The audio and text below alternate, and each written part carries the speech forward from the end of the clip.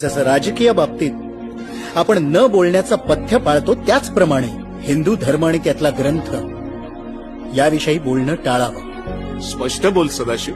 स्पष्टच बोलायचं तर या शाळा करताना अतिशूद्र मुलांना केवळ व्यवहाराचं ज्ञान द्यावं, एवढाच उद्देश होता.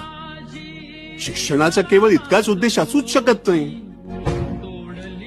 शिक्षणाचा उद्देश आहे माणूस घडवणं, मग स्वतःच्या बुद्धीनं सत्य असत्य तपासून आपलं आणि समाजाचं जीवन समृद्ध करणं.